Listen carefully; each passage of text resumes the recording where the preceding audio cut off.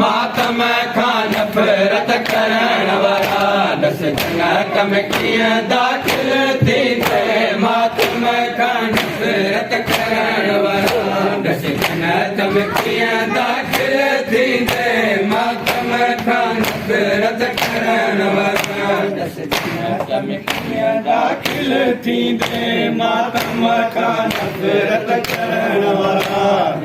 जन्नत में कीअं दाख़िल थींदे मातम खां नफ़रत करण वारा दस जन्नत में कीअं दाख़िल थींदे मातम खां नफ़रत करण वारा दस जन्नत में कीअं दाख़िल थींदे मातम खां नफ़रत करण वारा दस जन्नत में कीअं दाख़िल थींदे मातम खां नफ़रत करण वारा जन्नत में कीअं दाख़िल थींदे हर घर ते अलम लॻल हूंदो हर घर ते अलम लॻल हूंदो उन छांव खॾस काढे भॼंदे मातम खां नफ़रत करण वारा दस जन्नत में कीअं दाख़िल थींदे मातम खां नफ़रत करण वारा दस जन्नत में कीअं दाख़िल थींदे मातम खां नफ़रत करण वारा दस जन्नत में कीअं दाख़िल थींदे मातम खां नफ़रत करण वारा दस जन्नत में कीअं दाख़िल थींदे मातम खां नफ़रत करण वारा दस जन्नत में कीअं दाख़िल थींदे मातम खां नफ़रत करण वारा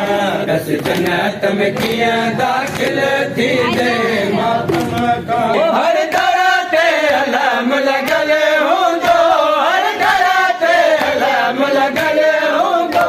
उन छांव खॾस काढे भॼंदे मातम खां नफ़रत करण वारा दस जन्नत में कीअं दाख़िल थींदे मातम खां नफ़रत करण वारा दस जन्नत में कीअं दाख़िल थींदे मातम खां नफ़रत करण वारा दस जन्नत में कीअं दाख़िल थींदे मातम खां नफ़रत करण वारा दस जन्नत में कीअं दाख़िल थींदे उहो पकाया मातमदारन खे ज़हरा जी पाक दुआ गॾिया उहो पकाया मातमदारन खे ज़हरा जी पाक दुआ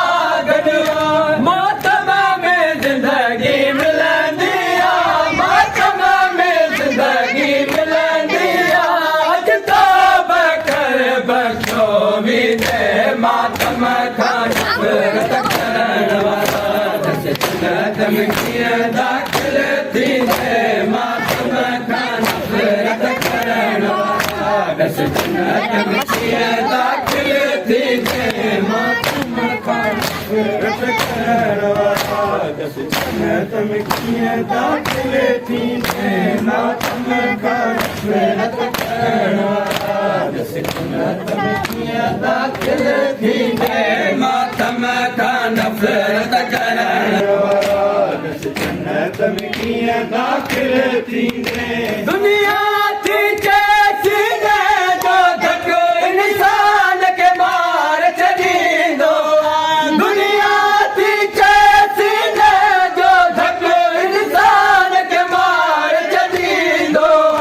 अच ॾिस मातम जे हलके में अच ॾिस मातम जे हलके में सीधन मारत वञो ॾिसंदे मातम खां नफ़रत करण वारा दस जन्नत में कीअं दाख़िल थींदे मातम खां नफ़रत करण वारा दस जन्नत में कीअं दाख़िल थींदे मातम खां नफ़रत करण वारा दस जन्नत में कीअं दाख़िल थींदे मातम खां नफ़रत करण वारा दस जन्नत में कीअं दाख़िल थींदे हर दर ते अलम लॻल हूंदो हर दर ते अलम लॻल हूंदो उन छाव गॾु काढे भॼंदे मातम खां नफ़रत करण वारा दस जन्नत में कीअं दाख़िल थींदे